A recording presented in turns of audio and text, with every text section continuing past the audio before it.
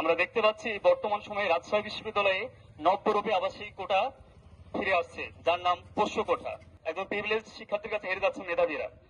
একজন দিন আনা দিন খাওয়া গরিব পিতার সন্তান, সে কত কষ্ট করে পড়াশোনা করে আজ এ পর্যন্ত আসার জন্য দেখা যাচ্ছে একজন শিক্ষার্থী যদি 70 মার্কস পায় আর একজন কোটা প্রাপ্ত শিক্ষার্থী যদি 25 মার্কস পায়, তাও সেই প্রিভিলেজ শিক্ষার্থীর কাছে হেরে যাচ্ছে মেধাবী শিক্ষার্থীটা। বিশ্ববিদ্যালয়ের প্রশাসন ইচ্ছে করলেই আমাদের অধিকার থেকে আমাদের বঞ্চিত করার কোন ইখতিয়ার রাখবে না।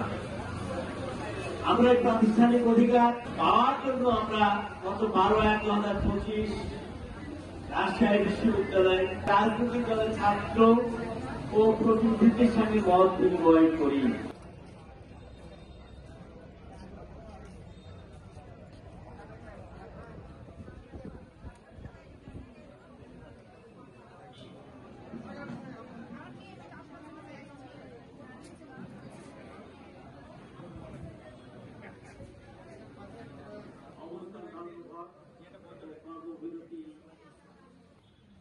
গত 6/1/2025 আমাদের অধিকার প্রতিষ্ঠার জন্য, প্রাতিষ্ঠানিক সুবিধা ফিরে পাওয়ার জন্য,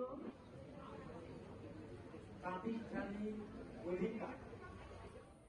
শিক্ষকরা আমাদের সম্মানিত ব্যক্তিগণ। ওকে আপনি ড্রাগে ভর্তি করান, ডেমোডেলে ভর্তি করান।